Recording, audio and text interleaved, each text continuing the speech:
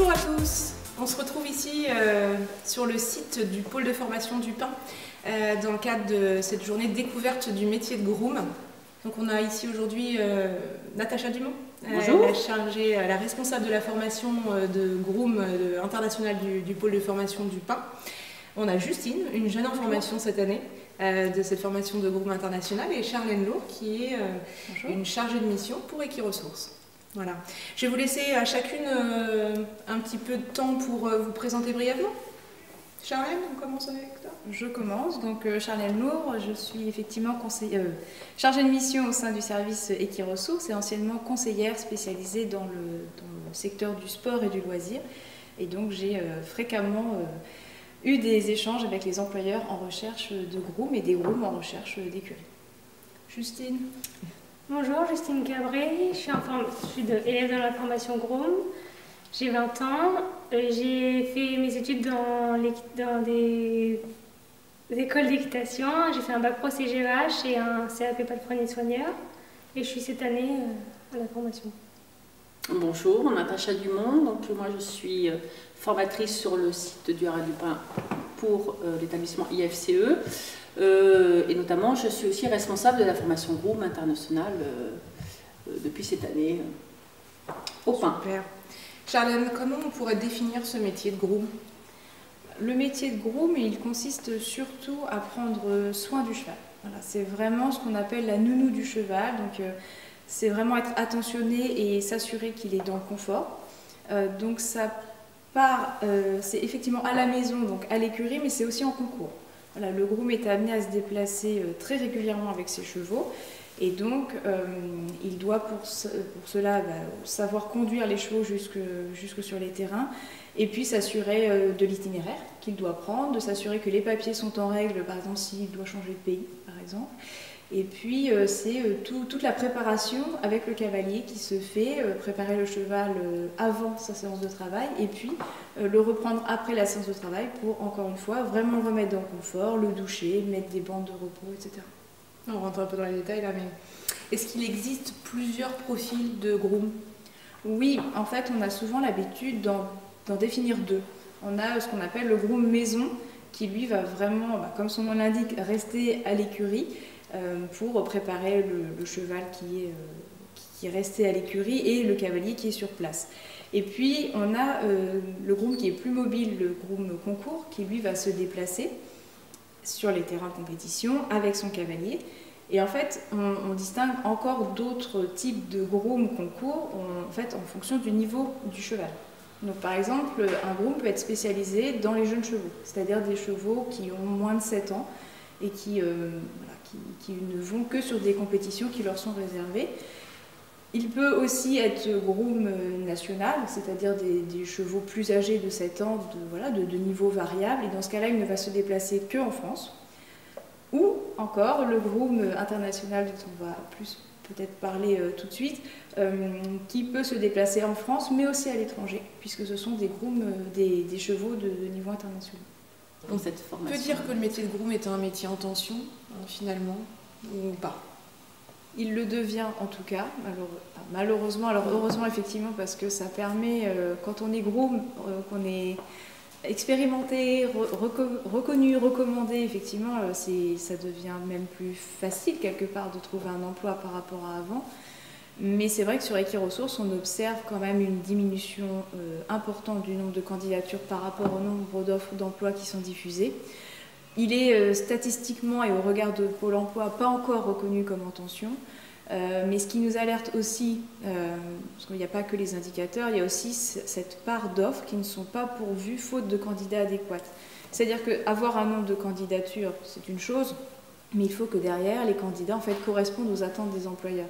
Et sur le métier de groom, c'est surtout cette tension-là en fait, que l'on observe, parce que tout le monde ne peut pas être groom, contrairement à ce qu'on pourrait imaginer. Le métier de groom, on le retrouve sur tout le territoire, ou il y a des secteurs géographiques quand même en France qui sont privilégiés? Nous, de ce qu'on voit sur Equiresources et ce qui reflète plutôt bien la réalité, on a des régions phares, alors on a partout, dès qu'il y a une écurie de compétition, il y a un groom, mais c'est vrai que la Normandie et l'Île-de-France sont vraiment les deux cœurs pour le métier de groom. Là actuellement sur Equiresources, on a un petit peu plus d'une vingtaine d'offres. Voilà, régulièrement d'ailleurs c'est une vingtaine d'offres qu'on peut avoir de groom sur ce site et les 3/4 sont sur ces 2 régions, effectivement. Je dirais être rigoureuse, passionnée, parce que c'est vraiment un métier de passion. On est tout le temps aux écuries, presque 7 jours sur 7. Il faut être minutieux, rigoureuse et minutieuse à la fois, parce que des fois les cavaliers sont très exigeants. C'est une très grosse responsabilité, avec une masse de travail très importante. Donc il faut être très motivé, ça c'est la première chose. Être très polyvalente, en effet, ça c'est ce que tu disais. Et puis surtout, pour moi, il faut avoir des gens qui sont dans la discrétion. C'est un sport qui prend énormément de temps dans la préparation. Et puis, il faut savoir s'adapter par rapport à son cavalier. Donc ça, c'est en tout cas pour moi essentiel pour être un bon groom. Voilà. Le métier de groom, il faut savoir qu'il a été reconnu récemment, officiellement en tout cas, parce que c'est un métier qui existe depuis le début des compétitions sportives, donc ça date maintenant déjà de plusieurs siècles. Et en fait, on a connu depuis une dizaine d'années une pénurie de groom, c'est-à-dire qu'on est vraiment en manque de personnes qui souhaitent faire ce métier. Et donc en fait, ça a été aussi le moment où on a pu mettre en lumière que le groom était indispensable justement à la réussite du couple cavalier-cheval. Et donc les professionnels ont fait remonter des besoins de compétences. Et en fait, ça a permis un petit peu d'officialiser ce métier. Et qui dit officialiser, dit le professionnaliser et donc de former. Voilà, tout simplement. Et donc en 2018 a été reconnue la formation groom équin, qui est reconnue, mais d'autres organismes de formation proposent d'autres types de formations. Et puis on a des professionnels qui continuent de former directement dans leurs écuries soit leurs futurs grooms ou en tout cas des grooms, des personnes qui souhaitent faire ce métier. J'ai choisi cette formation parce qu'elle était au Pin. Ensuite, il y a beaucoup de terrain, donc on est beaucoup en stage et c'est là où on apprend le plus, je dirais. La formation est très polyvalente, on apprend beaucoup de choses. On fait des déplacements aussi pour groomer avec la formation. C'est très complet. Alors, c'est une formation qui dure sur 11 mois et demi, qui commence au mois de novembre et qui finit mi-octobre, dans laquelle il y a 3 parties. Il y a une partie où elles sont avec nous à l'école, tout en début, en moins de 2 mois, où on les prépare, on fait au toilettage, mais font de l'anglais, elles partent sur la nutrition, elles font du sport, on les met en condition aussi, parce que c'est très physique, il faut dire, c'est très physique, en condition, et il y a tout un tas de thématiques sur lesquelles on travaille. Ensuite, elles ont une partie où elles sont en maître de stage, donc j'ai un partenariat avec des professionnels dans les 3 disciplines, olympiques en tout cas, donc après nous voyons par rapport à leurs préférences, mais ça tourne de toute façon. Une autre partie où elles partent en stage à l'étranger pendant 1 mois et demi, pareil, en immersion totale. Et puis la partie aussi qui est assez intéressante, c'est qu'elles sont 6 semaines en permis, donc permis polo plus FIMO, donc ça c'est pour moi indispensable pour être groom, en tout cas c'est ce que le professionnel nous demande, donc ça c'est vraiment important.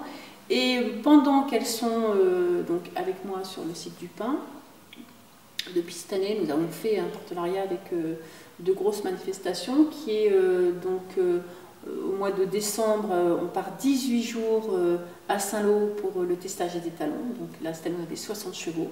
Donc on a 6 grooms, 60 chevaux à s'occuper. Une bonne mise en situation. Une bonne mise en situation, voilà. Très bien, très bon retour. Enfin voilà, vraiment baigné tout de suite. Et puis là, au mois d'août, il y a l'event fence. Donc l'idée, c'est vraiment de toucher à tout pour les rendre vraiment très autonomes et pour avoir forcément des responsabilités très importantes par la suite. Et du coup, Justine, toi, pour vivre la formation, là, qu'est-ce que tu trouves le plus gros atout là, pour toi dans la formation? Qu'est-ce qui va t'amener le plus? La polyvalence, comme disait Natacha, on touche vraiment à toutes les disciplines. On fait également de la maréchalerie. Le permis poids lourd, c'est vraiment un plus que pas tout le monde peut avoir. Donc vraiment, on fait beaucoup de choses. La conciergerie nous apporte énormément. Le testage des étalons et Deauville aussi nous apportait beaucoup de contacts. Maintenant, ouais, on le conseille. On le conseille. Et toi, Justine, ça a été facile de trouver un lieu d'alternance? Oui, c'est assez facile, car quand on est stagiaire, c'est toujours plus simple de trouver un stage. Après, moi, j'ai décidé de trouver moi-même mon maître de stage. Donc, j'ai fait beaucoup de recherches. Après, c'est pas évident de trouver le stage de l'écurie où on veut vraiment aller. Moi, j'avais des exigences bien particulières. Je voulais un cadre complet, qui faisait de l'international. Voilà. Après, oui, c'est assez facile de trouver un maître d'apprentissage, un maître de stage. Ça marche. Oui, c'est une formation qui est très riche. En fin de compte, on n'a pas le temps de s'ennuyer. Hein, quand on commence, voilà, c'est non-stop. Et puis, moi, ce que je essaie de faire transmettre, en tout cas, au groom que j'ai. Alors oui, cette année, ce sont des filles, mais il y a aussi des hommes. Hein, je dis beaucoup des filles, mais c'est cet esprit d'équipe. Quand je recrute, il y a un test à cheval. Donc en fait, quand j'observe, j'observe, je vois un peu comment la personne, voilà, le feeling, j'observe. On leur demande au moins un galop 4, mais en plus, comme on les fait monter, donc forcément, on les perfectionne. Hein. Un test écrit pour voir un petit peu voilà, tout ce qui est hypologie et un petit texte en anglais pour voir un peu où ils en sont. Et puis une longe ou des longues graines, parce qu'on a une petite spécialité sur le site du pain, c'est qu'on fait des longues graines. Voilà. Ça, c'est un vrai atout, c'est quelque chose qui s'est perdu. Donc, voilà, un petit plus, une tradition qu'on aime bien. Et puis, il y a un entretien professionnel, où là, j'en reçois plusieurs, pour voir un petit peu la motivation. Il y a une lettre de motivation, vraiment, pour voir si sont prêtes ou ils sont prêts à aller avec cette vie vraiment qui est particulière et qui ne dure pas forcément très longtemps. Hein, donc c'est pour ça qu'il faut vraiment... D'où les possibilités de reconversion. Voilà, hein, c'est une quinzaine d'années en moyenne, hein, à peu près, hein, une quinzaine, 20 ans. Mais donc on rentre par des tests, en tout cas. Donc Natacha l'a dit tout à l'heure, on peut débuter déjà sa carrière vers un autre métier et puis intégrer tardivement, on va dire, le métier de groom, comme l'exemple de la gendarme. Mais bien évidemment qu'on peut se reconvertir après le métier de groom. Alors, dans la filière Ekins, ce qu'on remarque, c'est que souvent les grooms deviennent responsables d'écurie. Donc, responsable d'écurie, c'est vraiment la personne qui va rester, pour le coup, vraiment à l'écurie et s'assurer du bon fonctionnement. Et en fait, ce qu'il se passe, c'est que les employeurs, ils apprécient énormément le parcours des grooms parce qu'ils savent qu'ils peuvent leur faire confiance. C'est des personnes qui sont autonomes, qui se débrouillent et qui vont aussi avoir un réseau et voilà, ils vont avoir le tact autant avec le cheval qu'avec l'humain. Donc, il y a aussi du management dans ce type de poste. Donc, c'est vrai que la reconversion vers le métier de responsable d'écurie se voit assez fréquemment. Si le groom monte à cheval, il peut aussi devenir cavalier soigneur, c'est-à-dire qu'en plus des soins, il va avoir toute la partie entraînement du cheval, mais il peut aussi très bien aller à l'élevage ou encore dans les courses, parce que dans les courses, on a le métier qui s'appelle de garçon de voyage, donc même pour les femmes, c'est un garçon de voyage qui fait exactement les mêmes missions, de s'assurer du confort du cheval de course et d'assurer son voyage entre l'écurie et puis les hippodromes. Donc c'est aussi des reconversions possibles.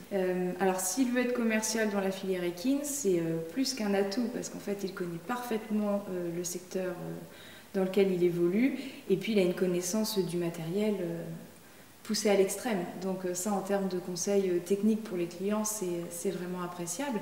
Et puis on parlait du permis tout à l'heure, un groom peut très bien, parce qu'il passe énormément de temps sur la route, se dire, eh bien, j'arrête les chevaux totalement et puis je fais aussi une carrière de transporteur ou autre.